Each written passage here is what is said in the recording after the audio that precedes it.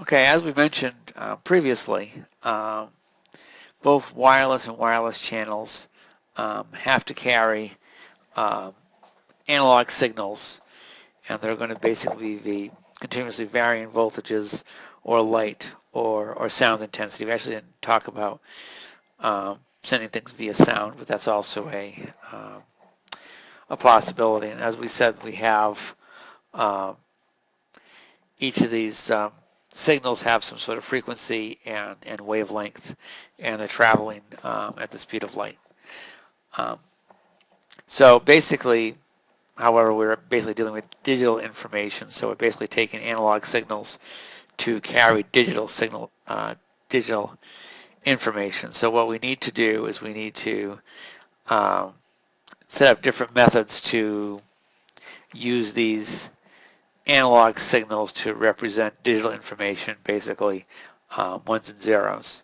So this process of converting bits and the signals that represent them is known as um, digital modulation. So we're going to talk a little bit about some of the terminology that we're going to use to describe digital modulation, and then we're going to talk about some of the processes. Um,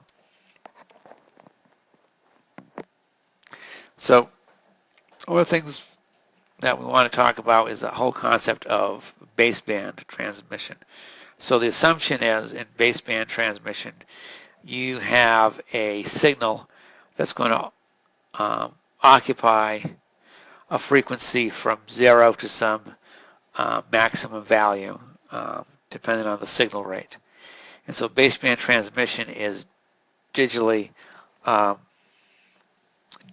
performing digital modulation on that type of signal.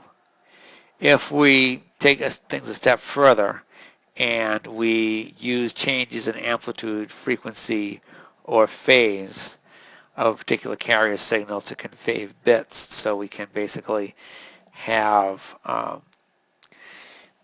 more complex and multiple data sources sending across a carrier signal. Um, we call that passband transmission. And basically, you can have a signal that's going to occupy a particular band of frequencies. This way you can send multiple signals simultaneously. So let's take a look at um, some of the details of digital modulation. So we're going to start off with the simplest case, and that is baseband transmission. And the simplest case of baseband transmission is what we call non-return to zero, or NRZ. So let's say we know we have to send a 1 and we have to send a 0. So let's just say a real simple case, if we send a positive voltage to represent the number 1 and a negative voltage to represent the number 0.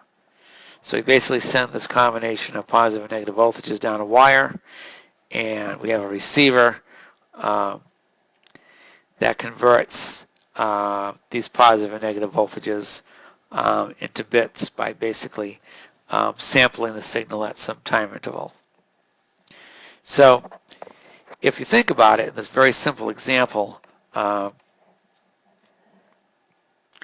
if we basically cycle between a positive and between positive and negative for every 2 bits, and we have to achieve a bandwidth of some value b, so we have to support a bit rate of b bits per second.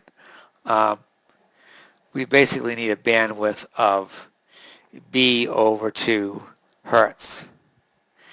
And the thing to kind of keep in mind is that bandwidth is basically limited. Basically depending on the media type. Above certain bandwidths we have attenuation, so the signal isn't going to be sent effectively. So since bandwidth is limited, it makes more sense to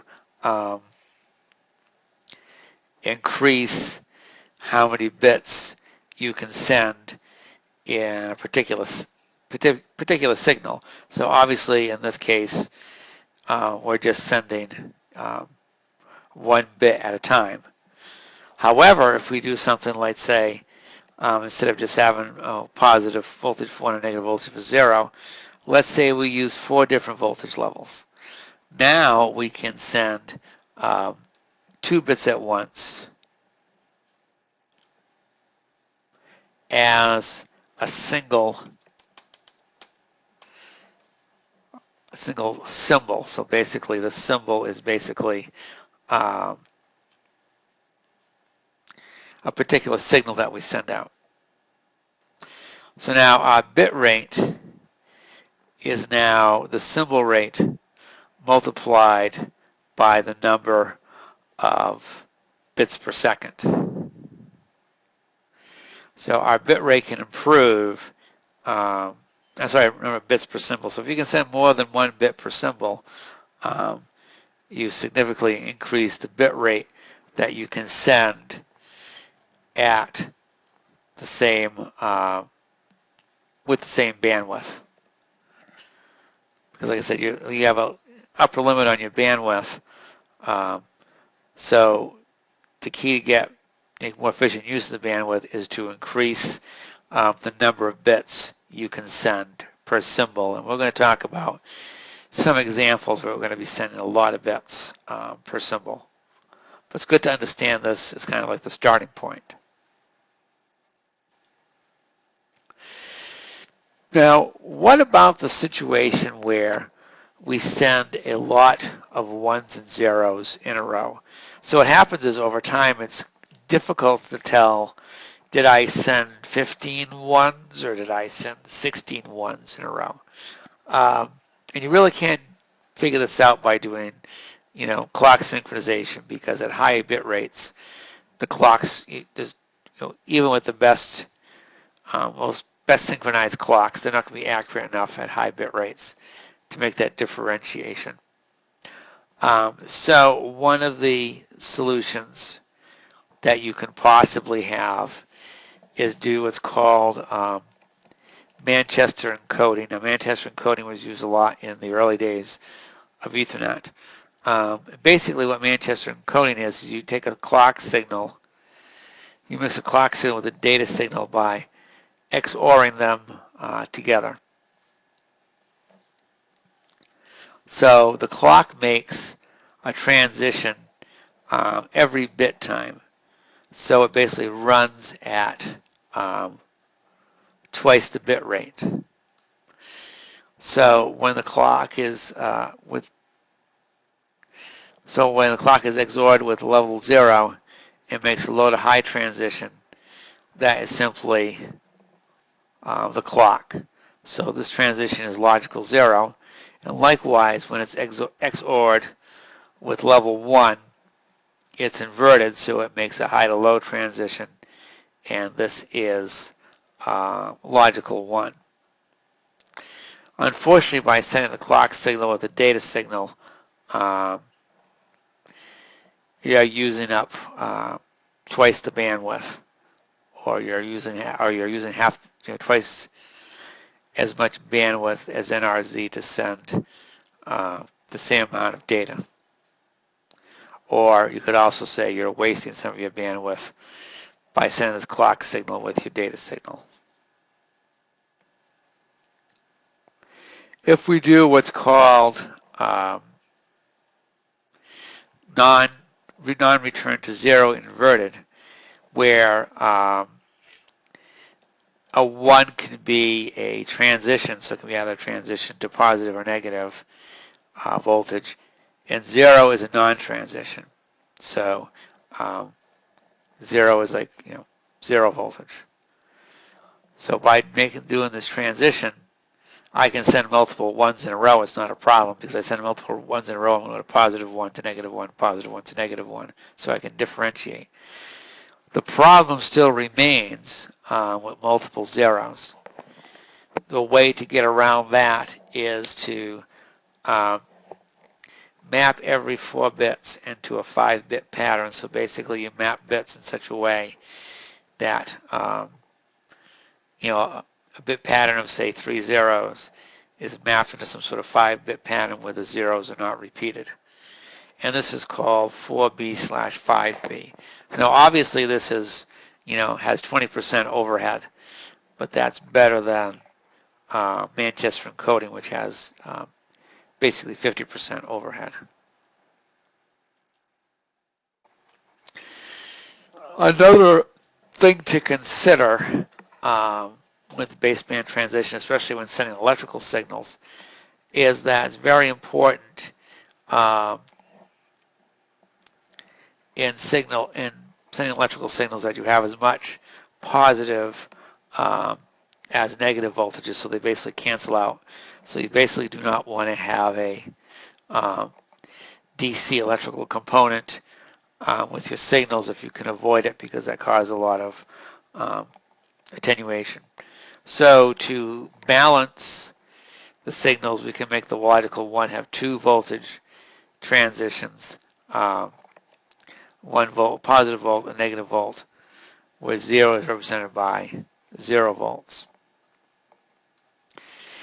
We call this bipolar encoding or alternate mark inversion.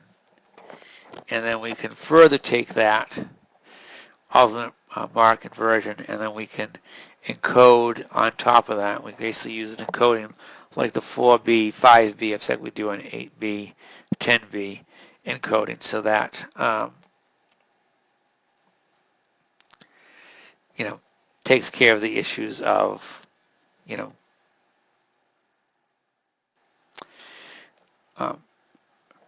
reduces the situation. Basically what you want to do is have this 1 volt, negative volt, and 0 volts to really cancel out and have a smooth signal. So if if you had the situation where you had a little bit more positive than negative, by encoding the signal as well as doing the 2 voltage transitions, you end up with a more balanced signal. So in this particular diagram basically summarizes everything we talked about in the 2 prior slides. So first of all, we have our bit stream, which is basically a 1 followed by 4 zeros, followed by a 1, followed by a 0, followed by 4 1s.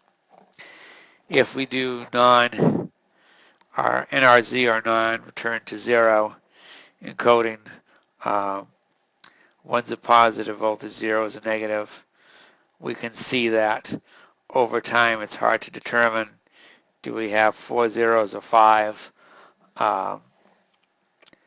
So we addressed that a little bit by non-return to 0. So at least when we have multiple 1s, it's easy to determine, okay, well, I got a 1, I need another transition, I got a second 1, I got a third 1, I got a fourth 1. But we still have that problem with zeros. Basically we can fix this. It's not shown here, but we can fix this by doing the 4B, 5B.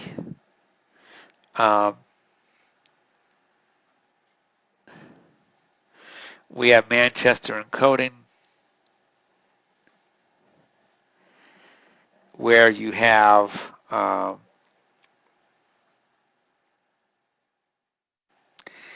clock that is XORed with the bits. So you're sending your bits, and by your clock signal, you'll be able to keep things in sync, but you're wasting bandwidth because you have to send this clock signal. And we can balance out our signal using bipolar encoding. So when we have our transitions, we can go positive to negative voltages, and hopefully over time this basically all averages out to 0, so we don't have a DC signal being sent on our wire. So I want to talk a little bit about the 4-5 mapping. So basically what we do is if we need to send 4 zeros, instead of sending 4 zeros, we send a code word. And so what this does is all these code words are set up so every situation where we have multiple zeros, you have fewer in your code word. And if you notice, we're not going to use all the other combinations. So what this also allows you to do is send control information as well as actual data by using code words that aren't, combinations on the list.